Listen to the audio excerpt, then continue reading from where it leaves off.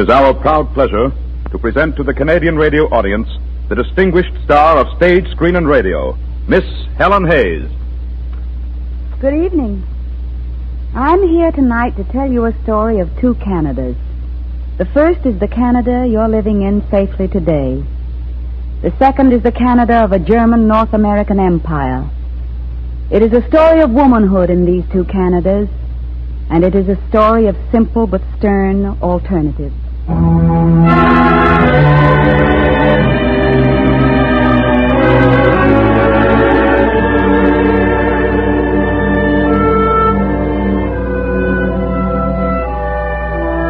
Eins der übrig gebliebenen Länder ist Kanada.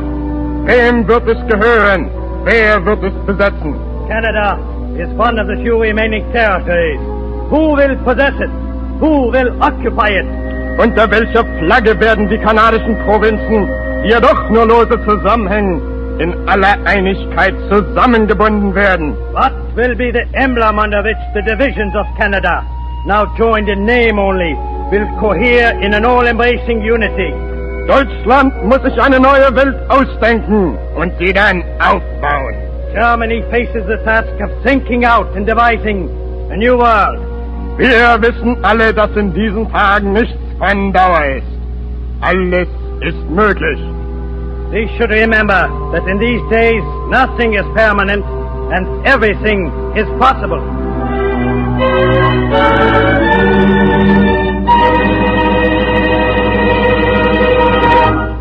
We should remember that in these days nothing is permanent and everything is possible.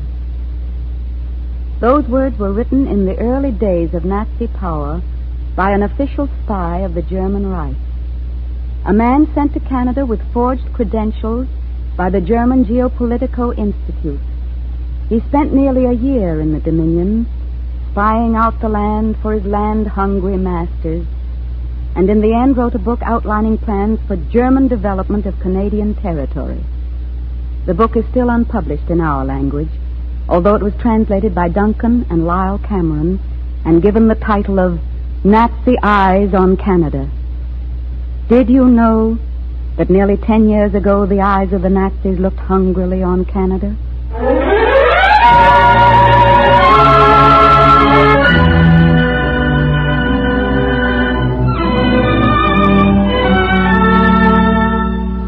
Miss Hayes has spent today with a Canadian family, a widowed mother and her 4 daughters. Tonight she tells their story as it is today, and as it could be in a grim tomorrow. This is the story of one family, but in German Canada, it would be also the story of your family and mine.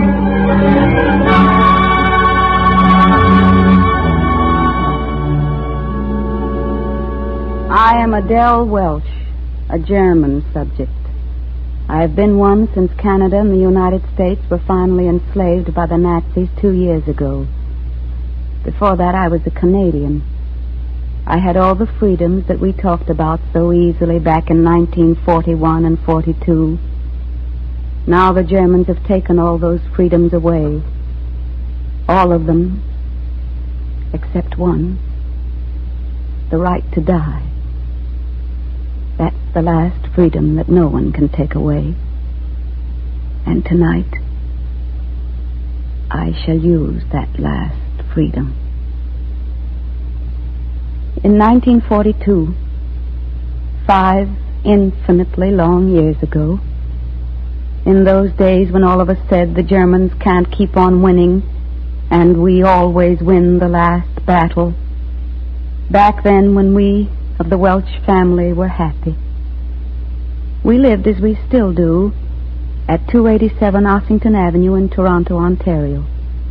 My 3 sisters and I all worked at the John Ingalls Company, where we had a part in making guns for our Canadian Army.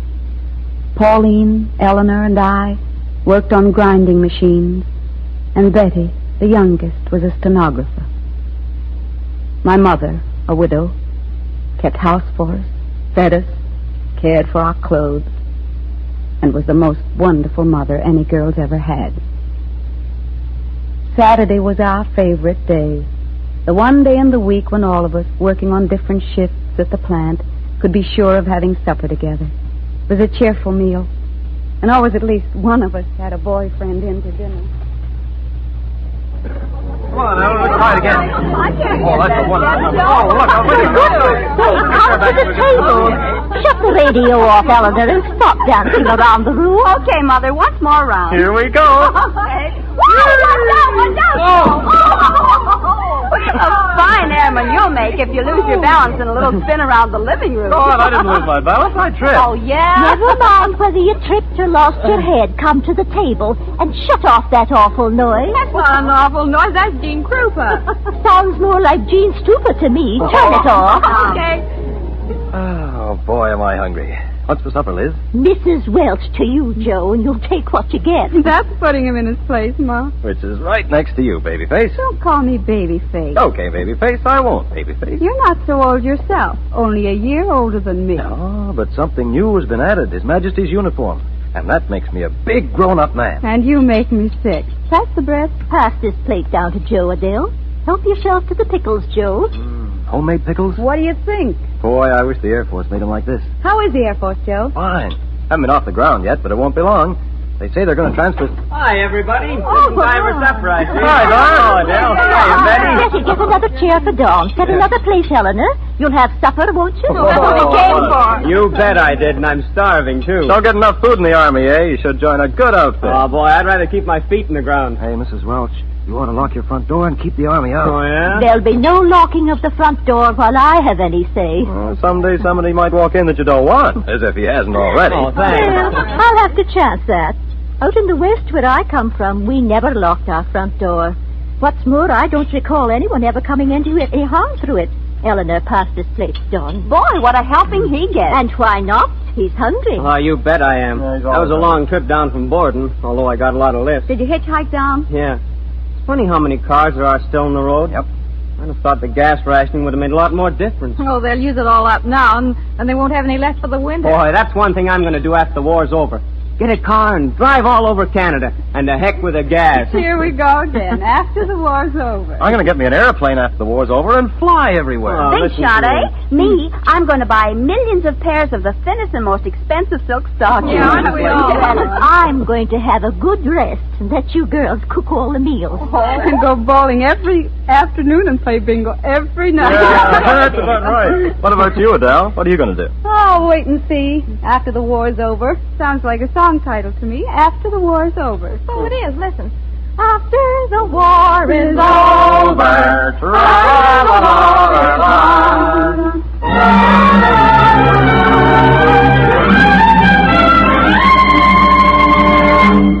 After the war is over. After the war is won.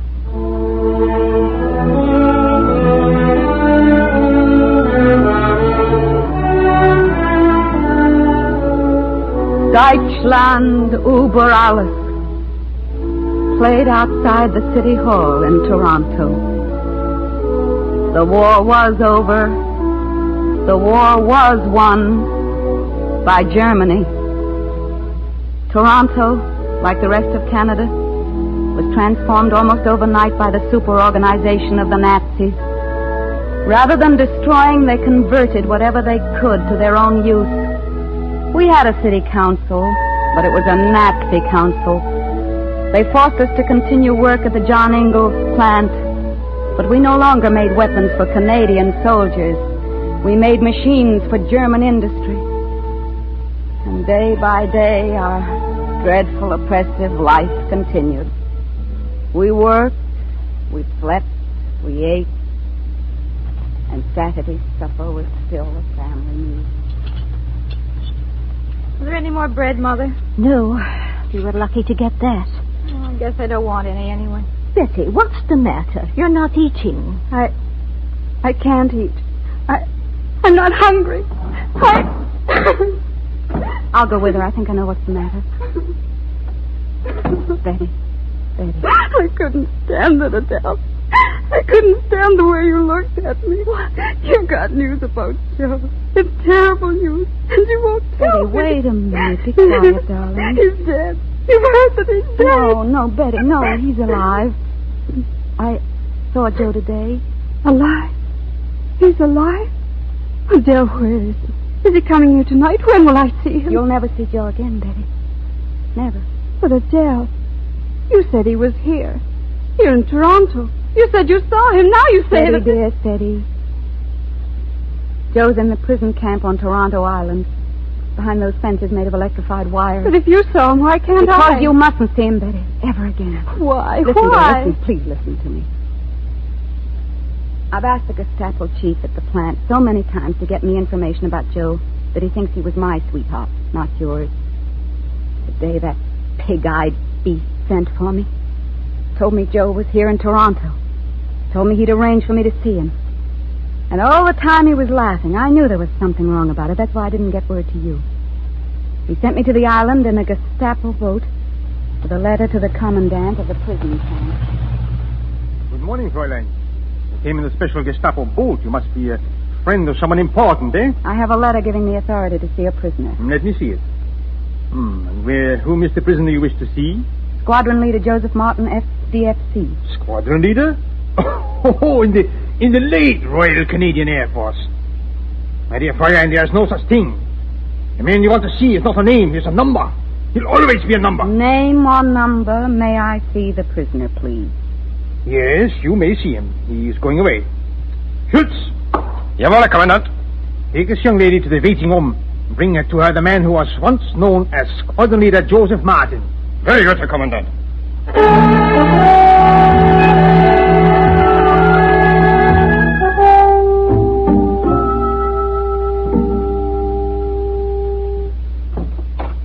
You have 5 minutes. No more. Adele. Joe! Joe! Do I look as bad as that, Adele? I didn't expect... Oh, Joe, what have those brutes done to you? Let's not talk about that. How's Betty? Well, she's fine, Joe, just fine. But what did the commandant mean when he said you were going away? I'm going to Germany, Della. They told us this morning. Germany? Oh, no, Joe. It's the final torture they've devised for us flyers. Something better than all that physical tortures here. They're sending us to German Silesia. And then we're going to work in the mines. We're to live beneath the earth in the dark and damp. And there we're to exist. Until we die.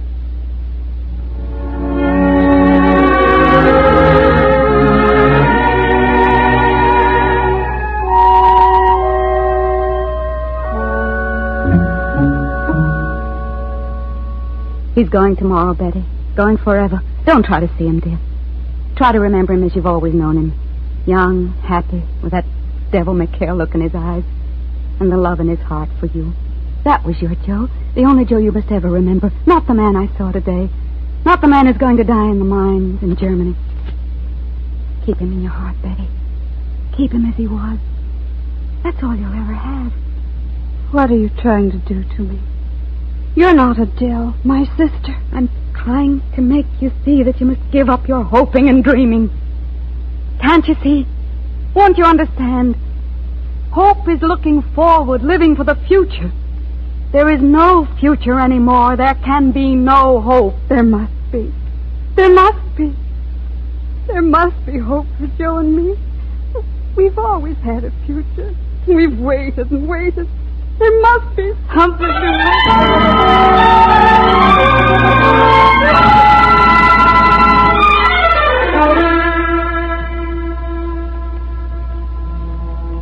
Everything seems to happen to us on Saturday. It was as if all the happy Saturdays of years ago were being canceled out. Another Saturday, I was alone in the house. The front door was still left unlocked. The Germans hadn't changed Mother's mind. I heard it quietly open. What is it? What's the matter? The Gestapo. They're after me, but I've shaken them off for a little while. I knew your door would be open. Are you hungry? Do you want food? Yes, food and a place to hide for a few hours. I have food for you, Alex. I knew you would. There was always food and a place to park here in the old days. I have food, Alex.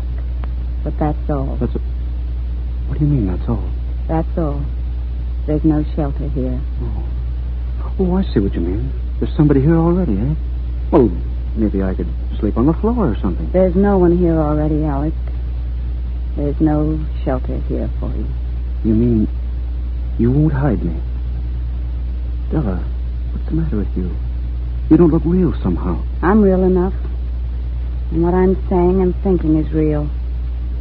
Why are the Gestapo looking for you? Because I've never stopped fighting them. Now, lots more like me, too. We've got an underground here in Canada that'll go right on fighting them. Don't you know the war's over? Don't you know the war was over 2 years ago? When we lost it? It's not over when there are enough of us left with the guts to go on fighting. And where are you going to fight?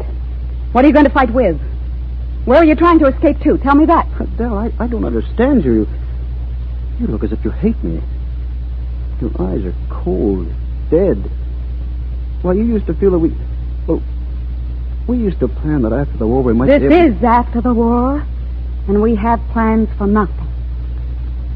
You see, Alec, what couldn't happen has happened. Della, they've done something to you. You don't mean that. You can't. I do mean it, Alec. It's too late now. You men in uniform fought as no men ever fought before. But you were far away across the seas, and we thought we were safe, and we failed you. Yes, we failed you. I failed you. I could have worked harder. I could have given up pleasures, given up luxuries. I could have worked and saved and given to the last ounce of my strength and the last penny of my wages. I could have done that. Millions of others could. But we were complacent. We were safe, secure. We couldn't be beaten. But we were. And now, Alec, it's too late. Can't you understand? Too late for your brave fists against an army of steel. Too late for hoping and fighting. Too late for anything. But death.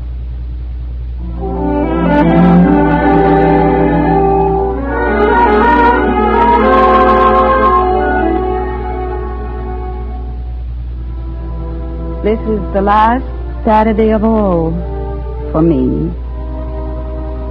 After I put down what happened tonight, I'm going out. I'm going out to use that last freedom. After tonight, that's all they've left us. Another Saturday. Did you understand how happy and carefree our Saturday suppers used to be? I tried to tell you. Well, now what food we have almost chokes us.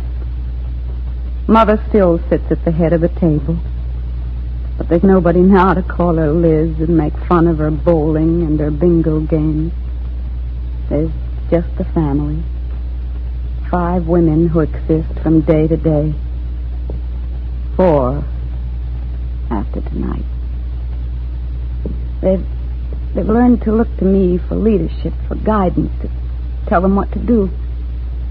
I've done my best. But I'm blessed, or is it cursed, with a brain that always sees things as they are. I can't delude myself. God knows I've often wished I could. I wonder what they'll do without me. I suppose it doesn't matter much with the years of darkness that I see ahead. I couldn't save them. Perhaps they'll still follow my lead. But I couldn't urge them to follow me this time. Give me some more meat, will you, Mother? Working still gives me an appetite, even if I do work for the Germans. Not for me, it doesn't. I never have an appetite anymore. But you must eat, Betty. You'll never keep your strength up if you don't. Who wants to keep their strength up? I don't Betty, care. You're not to speak to me like that. Shut up, Betty. Oh, stop, Betty. It only makes things worse. Every time we eat together nowadays, we seem to get into an argument. Better make a rule not to talk at mealtime. Better quit eating. Better just quit everything. No, that's enough. You're all talking nonsense. Get on with your food. How about something on the radio to cheer us up? Yeah. 1 minute's music and 5 minutes propaganda. Good evening. May I come in? You are in, aren't you? Indeed, yes. The door is unlocked. A sign of welcome to visitors, perhaps. I take it that anyone else would be more welcome, is that it? Ah, me, it's so hard to be friends with you Canadians. Well, you look as if you were going to stay, so you may as well have a chair. Thank you. Please continue with your meal. Mother, this is Mr. Wiedemann. How do you do? I've met him before. And these are my sisters. Such a charming family. Will you have a cup of tea, Mr. Wiedemann, such as it is? Thank you, I would be delighted. Oh, you must not all look so apprehensive. I can assure you no harm will come to you. I like girls. Pauline, pass this cup to Mr. Wiedemann. Pass the cookies, too, Betty. Thank you so much. Mrs. Welch, I must congratulate you on your daughters. They are a credit to you. I find all girls in this country extremely healthy as a rule. But your daughters, excellent specimens of young Canadian womanhood. Well, don't look at us like that. We're not an exhibition. So? So well. What do you want here? Or is this just another visit to impress on a Canadian family how clever you Germans are? You 4 young ladies work at what was once called the John Ingalls plant, yes? Yes. Mm-hmm. When our industrial engineers took over your munitions plant and taught you to make machines for the German people, you gave us trouble. Oh, those were difficult days. You refused to understand or accept the new way of life. But I believed you learnt your lesson, perhaps the hard way, but you learned who your masters were. Did you not? Come to the point. What do you want? I am here, my dear young lady, to discuss your future. What future? Your future as a part of the New World Order. Are you happy in your work? Do you wish to remain in the factory? If you mean do we want to keep on making things for Germany? No. And that goes for the rest of us, What too. do you ask these questions for? Why do you ask if we want to go on or not? You know the answers, and you know we'll go on doing it as long as you choose. What are you trying to do? Now, Miss Adele, please, you will upset yourself. You are not happy to continue your work, it seems. Very well. You will not have to do so much longer. But it has been good for new German subjects to learn to work for their new nation. It is, after all, a nation worth working for. Do you think that makes us like you any better? Young lady, we are not concerned at all at the moment whether you like us or not. You see, we are here to demonstrate our form of civilization. We consider it the best and most efficient in the world. In it, there is no place for silly sentiments. In time, you will learn to like what is the best. You will turn away from old-fashioned and inferior ways. That, Mr. Wiedemann, is a very polite way of saying that we shall accept your domination and like it.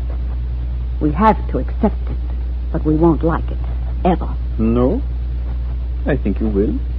You won't be able to help yourselves. Well, where do we fit into this wonderful scheme of things to come? I'll tell you. We've decided that young ladies like yourselves should not be kept at monotonous work in noisy factories. You should be allowed to bloom in a wider sphere. You should lead a life of greater interest. We are going to select certain young women and replace them in the factories by less healthy, older, and inferior types.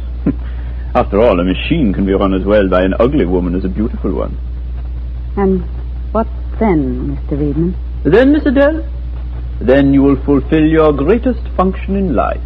You will become what nature intended you to become. Women in the fullest sense of the word. Mothers. Mothers to what children? And wives to what husbands? Mothers to strong German children, Miss Adele. Husbands? Let's not be technical. Let's think of the men in the case rather as fathers. Fathers of those same German children. You monster. Remember, Miss Adele, we won the war when you said we couldn't.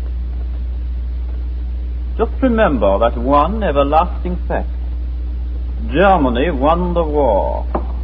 Good night.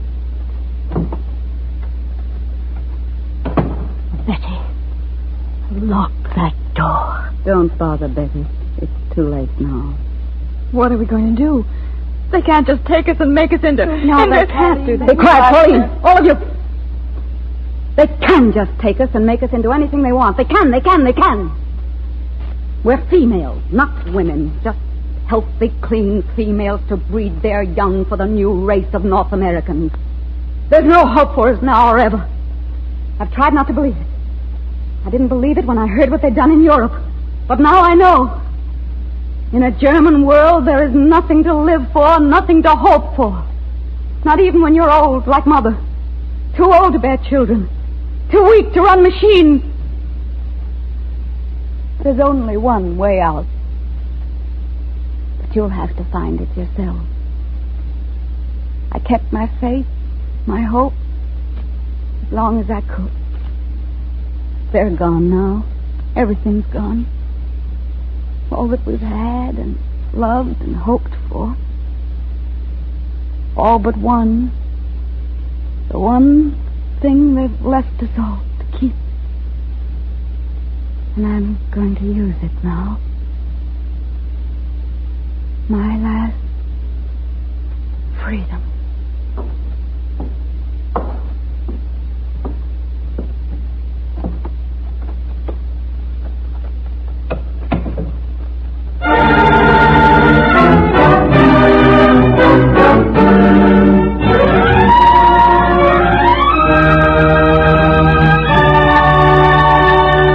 Miss Hayes, I've been asked by the Honorable J.L. Ilsley, Minister of Finance, to convey to you his thanks and those of the government and the people of Canada for coming to Canada and giving us so generously of your time and talent in this performance tonight.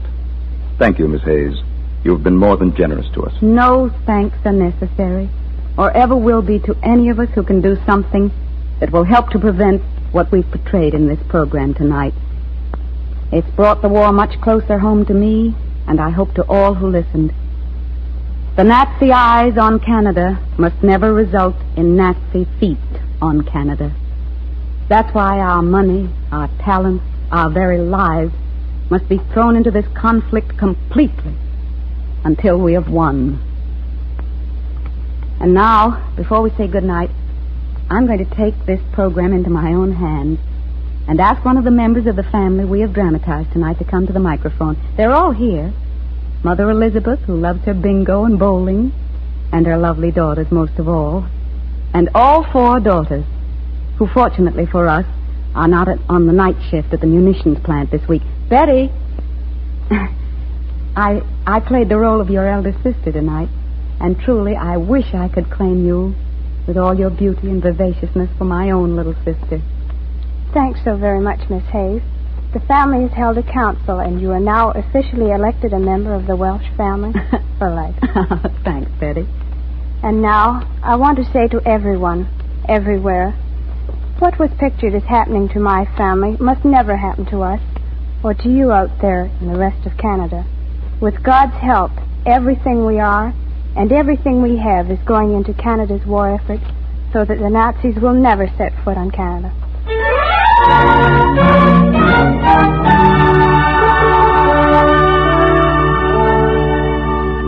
Now a message to a man who called himself Colin Ross, a Nazi spy and minion of General Haushofer of the German Geopolitical Institute in Munich, Germany. The book you wrote for the German people after spying upon us in the peaceful Canada of 1933 and 34, your bold statement of your Nazi plan for Canada, has not yet been published in our language. But it has made it possible for us to tell Canada what might happen here if we did not stop your ruthless march over men and nations. Listen in again next week, Herr German Spy, and we shall retrace more of your steps across Canada and tell you what would happen if you were to find us as weak and divided as you said we would be.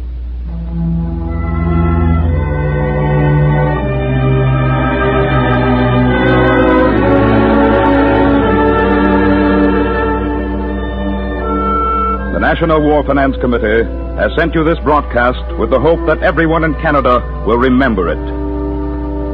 Tonight's performance was directed by Rupert Lucas. This is the Canadian Broadcasting Corporation.